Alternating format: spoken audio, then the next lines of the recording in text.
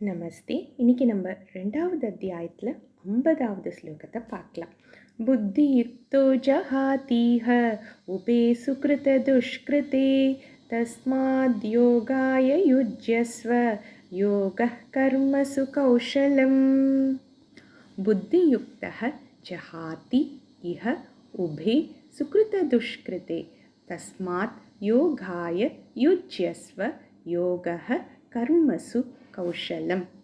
பகவான் இதுக்கு முன்னாடி ஸ்லோகத்தில் பலனுக்காக ஆசைப்பட்டு பண்ணுற கர்மாக்களை நீச்சம் அப்படின்னு சொல்லியிருந்தார். அப்படி பண்ணுறவங்கள கிருப்பனாக அப்படின்னு சொல்லியிருந்தார், அதாவது பரிதாபத்துக்குரியவர்கள் அப்படின்னு சொல்லியிருந்தார்.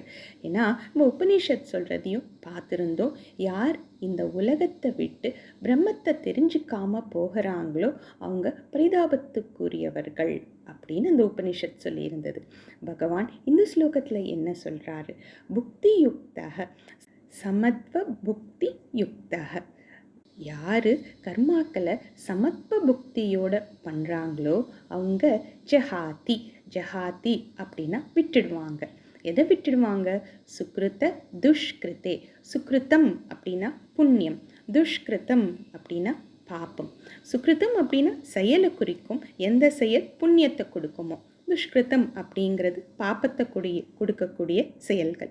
இன்ஃபேக்ட் சம்ஸ்கிருதத்தில் ஒரு வாக்கியம் உண்டு, சுக்ருதானி காததி இதி சுகம், துஷ்கிருதானி காததி இதி துக்கம். சுக்ருதானி காததி அதாவது நம்ம நல்ல செயல்களை முன்னாடி செஞ்சுருந்தோம் அப்படின்னா இன்றைக்கி அது நமக்கு சுகமாக தெரியும். நம்ம நிறைய பாப்பங்களை பண்ணிட்டு வந்திருந்தோம் அப்படின்னா இன்றைக்கி அது நம்மளுக்கு கஷ்டங்களாக துக்கங்களாக வெளிப்படும். இங்கே இன்னொரு கேள்வி வர சான்ஸ் உண்டு. பாப்பம் போனால் போகட்டும், சந்தோஷம்தான், ஆனால் புண்ணியமும் போகிறதே அப்படின்ற கேள்வி வரச்ச நமக்கு கிடைக்கிற ஸ்வர்க்கங்கிற பலன் நிரந்தரம் கிடையாது. உதாரணம் ஒன்று பார்த்தா புரியும். நம்ம ஒரு ஹோட்டலுக்குள்ளே போகிறோம். நம்ம முன்னாடியே காசு கட்டிட்டு அந்த ஹோட்டலுக்குள்ளே போகணுன்னு வச்சுப்போமே.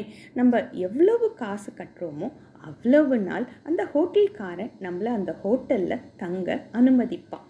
என்னைக்கு காசு தீருதோ அன்னைக்கு அவன் ஹோட்டலை விட்டு வெளியில் போக சொல்வான். அதே மாதிரி புண்ணியங்கிற காசு எவ்வளவு இருக்கோ அவ்வளவு நாள் அந்த ஸ்வர்க்கத்தில் இருக்கலாம். என்னைக்கு அந்த புண்ணியங்கிற காசு தீர்றதோ அன்னைக்கு ஸ்வர்க்கத்தை விட்டு கீழே வரணும். அதுதான் பகவான் இங்கே பின்னாடி சொல்ல போகிறாரு. ஷீனே புண்ணியே மத்தியலோகம் விஷந்தி. எப்போ புண்ணியம் தீர்றதோ அப்போ ஸ்வர்க்கத்திலிருந்து நம்ம தள்ளிவிடப்படுறோம். அதனால் ஸ்வர்க்கமும் நிரந்தரம் கிடையாது. ஸோ அதனால் பகவான் இங்கே என்ன சொல்கிறாரு? நீ சமத்துவ புத்தியோடு பண்ணுறச்ச உன்னோட புண்ணியமும் பாப்பமும் ரெண்டுத்தையும் விடுற. அடுத்த வரியில் சொல்கிறாரு, தஸ்மாத் யோகாய யுஜ்யஸ்வ. அதனால் நீ இந்த புத்தி யோகத்தோட செயல்படு. யோக கர்மசு கௌஷலம். குஷலம் அப்படின்னா சம்ஸ்கிருதத்தில் எக்ஸ்பர்டைஸ், அதாவது திறமை. ஸோ பகவான் என்ன சொல்கிறாரு? கர்மயோகத்தோட ஒருத்தன் கர்மாவை பண்ணுறது அவனோட திறமையை காட்டுறது. ஏன் அப்படின்னா கர்மா யூஷுவலாக பந்திக்கக்கூடிய சக்தி உண்டு. கர்மனா பத்தியத்தை ஜந்து. ஒரு கர்மாவை நம்ம பண்ணியாச்சு அப்படின்னா அதோட பலன் அனுபவிக்காமல் அதிலிருந்து நமக்கு விடுதலை கிடையாது.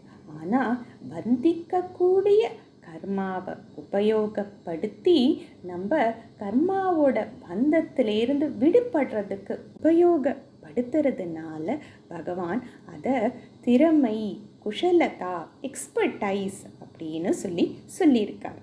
இங்கேயும் ஒரு உதாரணம் பார்ப்போம். பொதுவாக விஷம் ஆளை அழிக்கக்கூடிய சக்தி உண்டு. ஒரு மனுஷனோட உயிரை எடுக்கக்கூடிய சக்தி விஷத்துக்கு உண்டு. ஆனால் அதே விஷத்தை மருந்தாக பிரயோகப்படுத்த முடியும். நம்ம ஊரில் பழனியில் இருக்கிற முருகன் சிலை நவபாஷணம் அப்படின்னு சொல்லுவாங்க.